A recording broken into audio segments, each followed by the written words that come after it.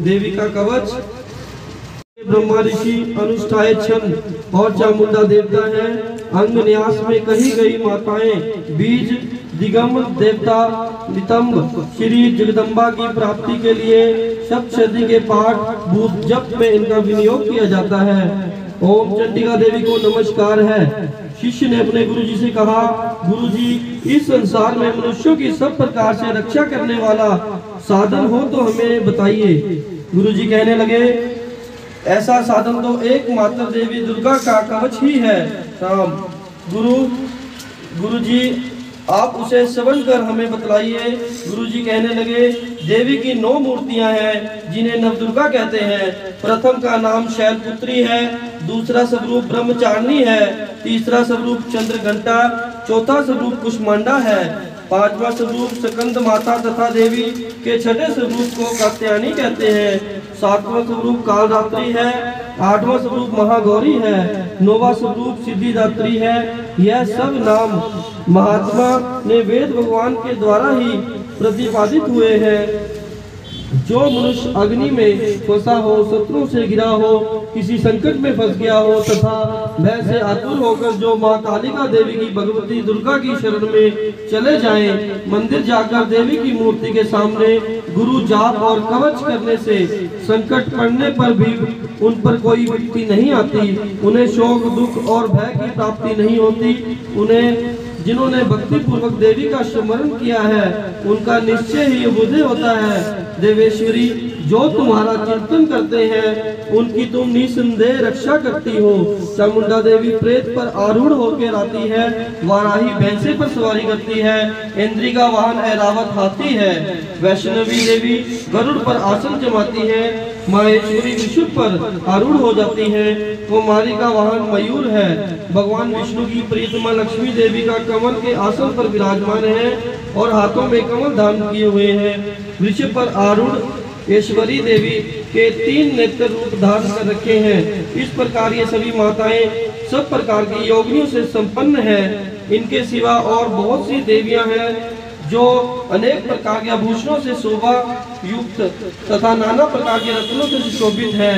ये सभी देवियां क्रोध में भरी हुई हैं और अपने प्यारे भक्तों के लिए उनकी रक्षा करने के लिए रथ पर बैठी हुई दिखाई देती हैं।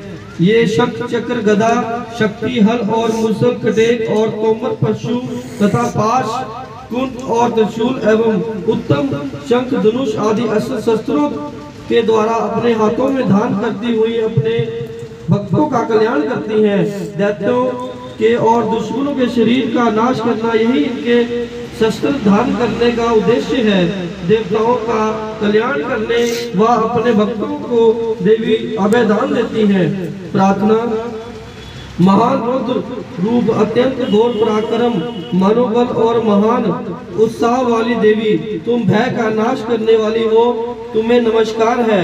दुश्मनों का तुम्हारी ओर देखना भी कठिन है। शत्रुओं का भय हरने वाली और जगदम्बे मेरी रक्षा करो। पूर्व दिशा में इंद्री शक्ति मेरी रक्षा करें, अग्निकोण में अग्नि शक्ति, दक्षिण दिशा में वाराही तथा नक्षत्र कोण में खड़ग धारणी मेरी रक्षा करें, पश्चिम दिशा में वरुणी और विवाह कोण में मृग पर सवारी करने वाली देवी मेरी रक्षा करें, उत्तर दिशा में कुमारी और ईशान कोण में शूल धारणी देवी हमारी रक्षा करें। ब्रह्माणी तुम ऊपर की ओर से हमारी रक्षा करो और वैष्णवी देवी नीचे की ओर से हमारी रक्षा करें। इस प्रकार शिव को अपना वाहन बनाने वाली चामुंडा देवी 10 दिशाओं में मेरी रक्षा करें। जया आगे और विजया पीछे की ओर से मेरी रक्षा करें। अगोत की शिखा की रक्षा करें। उमा मेरे मस्तक पर विराजमान होकर रक्षा करें। ललाट में माला धारणी रक्षा करें और यशस्विनी देवी मेरी भौहों की रक्षा करें। भौहों के मध्य भाग में त्रिनेत्रा और नथुनों की यम घंटा देवी रक्षा करें। दोनों नेत्रों के मध्य भाग में शाकनी देवी और कानों के द्वार के वासनी देवी कालिका देवी कपालों की तथा भगवती शाकरी कानों के मूल भाग की रक्षा करें। नासिका में सुगंधा और ऊपर के ओठ में चर्चिका देवी रक्षा करें, नीचे के होठ में अमृत कला तथा जीवा में सरस्वती देवी रक्षा करें, कुमारी दांतों की और चंडिका कंठ प्रदेश की रक्षा करें, चित्र घंटा गले की घाटी की और महामाया तालु में रहकर रक्षा करें, कामाक्षी ठोडी की और सर्वमंगला मेरी वाणी की रक्षा करें, भद्रकाली ग्रीवा में और धनुद्री पष्टवंश मेरुदंड में रहकर रक्षा करें,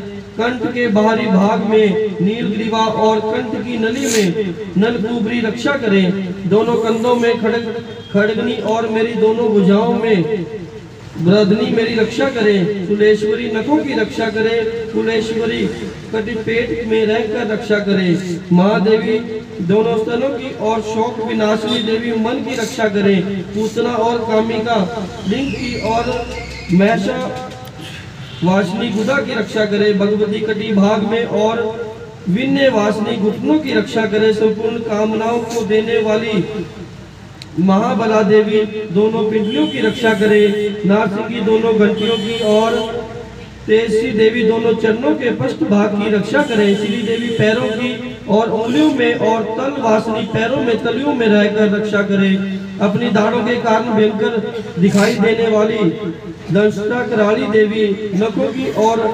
अधर्षणी देवी केशों की रक्षा करे, रोमावलियों के छिद्रों में कोबेरी और त्वचा की वाग्वेश्वरी देवी रक्षा करे, आंतों की कालरात्रि और पित्त की मुकुटेश्वरी रक्षा करे, मूलाधार आदि कमल कोशों में पार्वती देवी कफ और चूड़ामणि देवी स्थित होकर रक्षा करे, नख के तेज की ज्वालामुखी रक्षा करे, जिसका किसी भी अस्त्र से भेदन नहीं हो सकता, वह अबेगा देवी शरीर के समस्त संधियों में रहकर रक्षा करे, ब्रह्मणी आप मेरे वीर्य की रक्षा करें, सुरेश्वरी छाया की तथा धर्म धारणी देवी मेरे अहंकार मन और बुद्धि की रक्षा करें, हाथ में वज्र धारण करने वाली वज्रहस्ता देवी मेरे प्राण अपार ध्यान उदान और सम्मान वायु की रक्षा करें, रस रूप गंध और शब्द और स्पर्श इन विषयों का अनुभव करते समय योगिनी देवी रक्षा करें, तथा सत्व गुण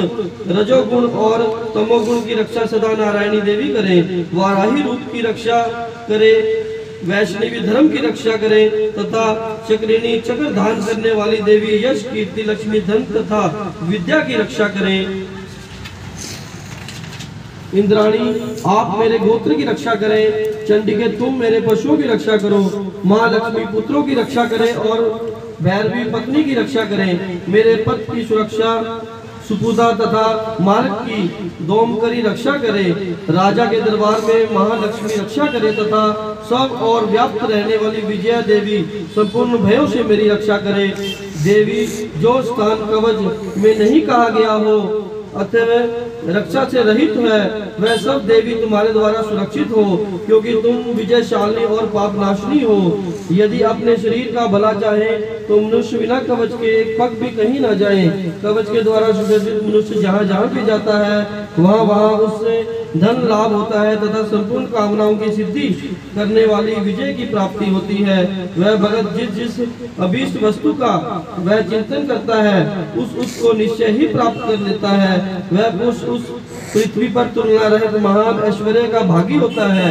कवच से सुसज्जित मनुष्य निर्भय हो जाता है, युद्ध में उसकी पराजय नहीं होती तथा वह तीनों लोकों में पूजनीय होता है, देवी का यह कवच देवताओं के लिए भी दुर्लभ है, जो प्रतिदिन नियम पूर्वक पाठ करता है, अपने गुरु मंत्रों का पाठ करता है, उसी देवी की कला प्राप्त होती है, वह कभी भी हारता नहीं है, उसकी कभी अपमृत्यु नहीं होती, उसकी प्रकार के मंत्र यंत्र होते हैं, वह सब कवच को पढ़ने और सुनने मात्र से ही नष्ट हो जाते हैं।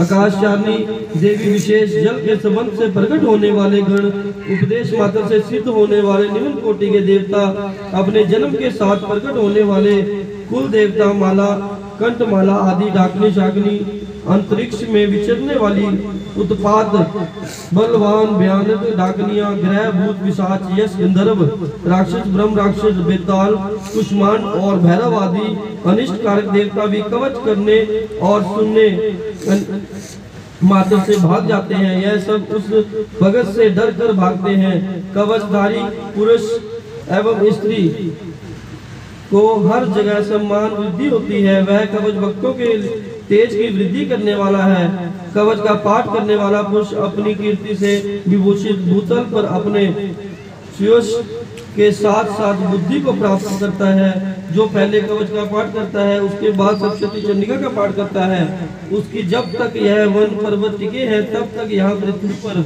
पुत्र पौत्र आदि संतान परंपरा बनी रहती है।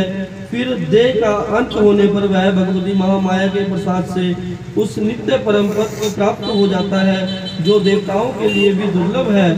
वह सुंदर दिव्य रूप धारण करता है और कल्याण में शिव के साथ अनंत का भागी होता है। गुरुवर कहते हैं राम अवतार जो यह कवच करता है उसके दुश्मन खुद ही नष्ट हो जाते हैं। दुश्मनों की कोई क्रिया उस भगत पर नहीं चलती।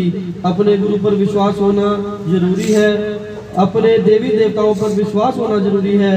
देवी देवता विश्वास की भक्ति पर जरूर मंजूर करते हैं। जो संदेह करते हैं वह कभी सफल नहीं होते। इस प्रकार देवी कवच संपूर्ण हुआ। बोलो सच्चे दरबार की जय। मणिमार्जा कालका गद्दी की जय।